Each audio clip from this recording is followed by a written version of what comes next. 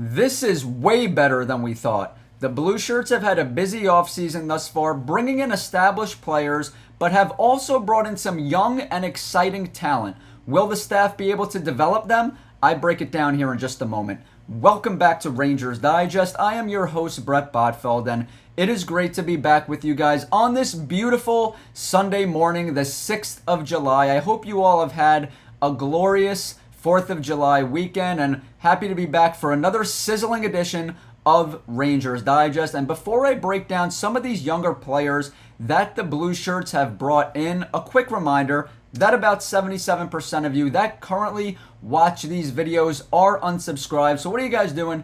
Please hit that free subscribe button down below so you can stay up to date with everything New York Rangers. Not only that, so you guys can be part of something special here at Rangers Digest. So the Rangers had their draft last week and drafted Malcolm Spence. They did not have a first round pick. They traded that pick to the Pittsburgh Penguins, the number 12 overall pick, but they did still have their second round selection at number 43 overall. So as you can see here from NYR Louis, a good friend of ours and a great account on X, he says, Malcolm Spence is a very versatile forward that can move up and down the lineup. Really strong forechecker. The finishing is nice. The speed is good. One of the highest percent chances at being an NHL regular pick since pick 20 of the draft, which occurred in the first round, guys. Let's break this down a little bit here. So as you can see, he is a very versatile forward, which is great, but I would like to see the Rangers keep him at his natural position at left wing. Darius and I broke down, a video yesterday talking about the Rangers prospects and how they have not been able to develop them. And one of the big issues I brought up is that the coaching staff tends to play these players out of position. We could allude to a Philip Hedl, for example. Obviously, he had durability issues, and he was a player that can never seem to stay healthy, but they moved him around too much between wing and center. Another player, Alexis Lafreniere, who came into the league as a traditional left wing, they moved him off his position as well at right wing, where he is still currently slotted to play at this upcoming season, and I would have liked to have seen the Rangers just keep him at his natural position. So it is great, guys, that he is versatile, but I would like to see them keep him at left wing. Really strong forechecker, guys. This is great because new head coach Mike Sullivan loves aggressive young forecheckers, and Malcolm Spence certainly fits the bill. He is 6'2" and already over 200 pounds, which is great to see from an 18-year-old because usually an 18-year-old is still, growing into his body and filling out. But Malcolm Spence is in tremendous shape. He's, like I said, over 200 pounds, very muscular. So it looks like he will be NHL ready soon, probably in about 3 years from now. So the physicality is there. The finishing is nice, which is also good because the Rangers have a ton of playmakers on this team. The speed is good, which is also great because, what team doesn't want speed? And this last part of the tweet here, one of the highest percent chances at being an NHL regular pick since pick 20 of the first round. Just want to confirm that right here. If we look at his advanced hockey statistics, as you can see right here, projected chance of becoming an NHLer is over 50%. At 57%, which that draft rank would be number 17. So in the top 20, which is great to see for a second round pick.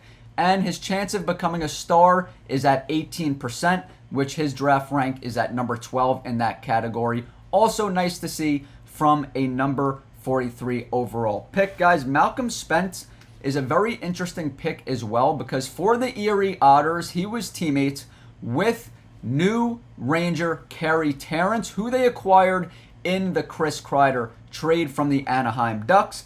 Not only that, but he was teammates with Matthew Schaefer as well, who was the number 1 overall pick in the draft for the New York Islanders. So there's a lot of plots and storylines shaping out here, guys. You heard Matthew Schaefer after he was drafted by the Islanders, who basically wants to take it to the Rangers every single time. So it is interesting that, Carey Terrence and Malcolm Spence, his teammates, are now with the New York Rangers. So a little interesting storyline there. Not only that, but he has leadership experience, guys. 2 straight seasons with the Erie Otters. He was alternate captain. So goes to show you that he is a leader as well. Moving right along here, guys. So the Rangers also acquired a player named Scott Morrow, a defenseman, Scott Morrow, from the Carolina Hurricanes in that K'Andre Miller trade. They received a first-round pick, a second-round pick, and Scott Morrow for K'Andre Miller in that sign-and trade. And K'Andre Miller is making a ton of money now, guys. 8 years, $60 million. The reason that is significant is because he is making more money than the newest Ranger, Vladislav Gavrikov, who is a stud defensive stopper on the left side who should pair nicely with Adam Fox. So that is extremely significant. The return that the Rangers were able to get for K'Andre Miller. But let's talk about Scott Morrow here a little bit. So just who is Scott Morrow? This is from BlueShirtBanter.com. He's a 6'2", 210-pound right-handed shot defenseman that was drafted 40th overall in 2021.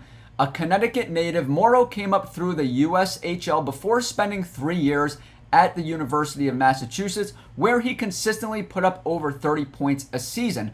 Morrow made his NHL debut at the end of the 2023-2024 season and split time between Carolina and the Chicago Wolves last season. In 52 AHL games, he registered 13 goals and 26 assists for a total of 39 points. And in 14 NHL games, he scored his first NHL goal and picked up 6 assists. Guys, as you can see here from this first paragraph, Scott Morrow is a right-handed defenseman with a ton of offensive upside. He has a very impressive offensive game for a defenseman. Moving right along here, Morrow's mobile. He can move the puck and can control similar to what we see from Adam Fox. He has all the tools that will keep him in the NHL full-time next season and has a ceiling that can lead to him becoming a very valuable top 4 defenseman in the NHL. It's no secret that the Rangers were short a defenseman after moving on from Miller, and assuming Schneider moves to the left side, all of a sudden the back end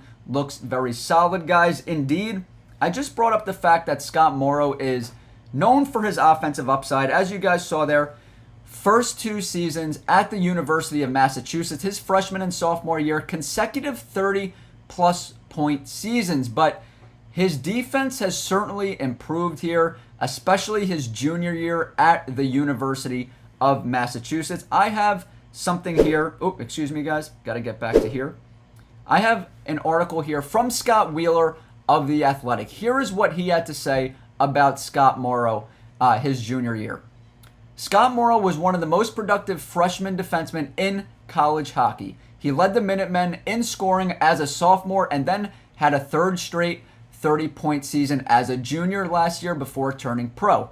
Most importantly, he played better defensively in huge minutes as a junior. As I just mentioned before, guys, first 2 seasons as a freshman and sophomore, he was a 30-plus point scorer. And then his junior year, even as he was able to improve defensively, he also improved again offensively. He had his third straight 30-plus point season. Most importantly, he played better defensively in huge minutes at 25 per game as a junior, taking important steps defensively. This year, as a rookie at the pro level, he has been one of the Wolves' most productive players and has played 20 minutes per game in the AHL. So that's what Scott Wheeler of The Athletic had to say about him last summer.